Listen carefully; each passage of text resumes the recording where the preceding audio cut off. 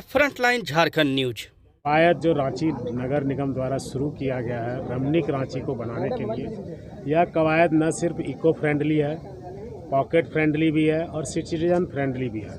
आप देखे होंगे कि आम तौर पे बड़ी गाड़ियां पार होती है, साइकिल वालों को रोक दिया जाता है, लेकिन आज रांची के सड़कों पर पहली बार बड़ी गाड़ियों को रोक दिया गया, साइकिल वालों को सम्मान दिया गया। ये बहुत बड़ी बात है, समानता की बात है। और यह आप विकसित देशों में जाके देखेंगे तो लोग, बड़े लोग हैं, व्यापारी लोग हैं, सक्सेसफुल बिजनेसमैन हैं, ब्यूरोक्रेट्स हैं, इवन बड़े मिनिस्टर्स हैं, वो लोग साइकिल की सवारी बड़ी शान से करते हैं। और साइकिल हमारी पहचान है, आन बान और शान है, सम्मान देने की बात है, यह एक मैसेज देना है। और हमेशा मुकेश कुमार जी क्रिएटिव रहे।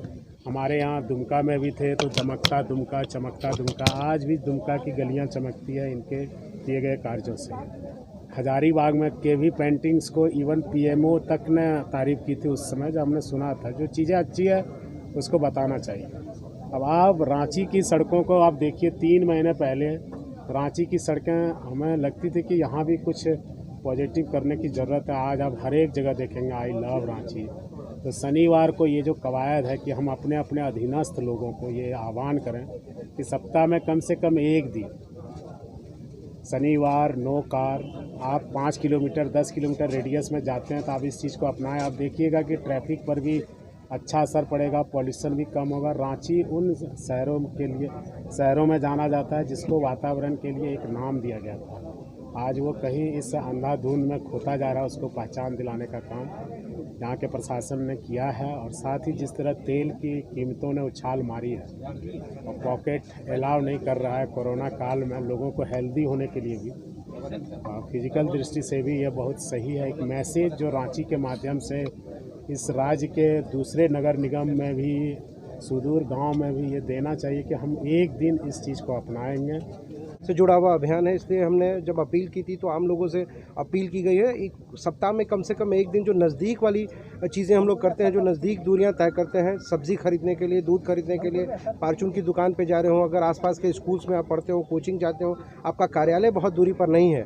और जो रिपोर्ट, सर्वे रिपोर्ट कहती है, ITDP की रिपोर्ट है कि 90% लोग तकरीबन जो है रांची के जो स्थानीय लोग हैं नगर निगम के क्षेत्र में जो है वो लगभग 5 किलोमीटर की दूरी तय करते हैं मोटे तौर पे। यानी ये रिपोर्ट ये भी स्पष्ट करती है कि अगर हम साइकिल का इस्तेमाल कार की जगह या किसी ईंधन वाले वाहन की जगह अगर करते हैं तो न केवल इको फ्रेंडली सिटी के तौर पे डेवलप होगा, आपके खर्चे भी जो है सीमित होंगे, आप ज़्यादा फिटनेस फ्रीक हो पाएंगे। और मोटे तौर पे जो ओवरऑल कॉन्सेप्ट है कि शहर का जो ट्रैफिक मैनेजमेंट है वो स्मूथ हो पाएगा, ट्रैफिक पैटर्न चेंज होगा। और साइकिल चलाना जो है अल्टीमेटली जो है एक फ्यूचर में किया गया इन्वेस्टमेंट है, जिसकी शुरुआत आज नहीं कल हम लोग को करनी पड़ेगी। ये बिल्कुल राइट टाइम है जब हम लोग इसकी शुरुआत कर रहे हैं। और ये कोई फोटो आप नहीं है कि एक दिन अभियान करा गया फिर इसको बंद करा जाएगा।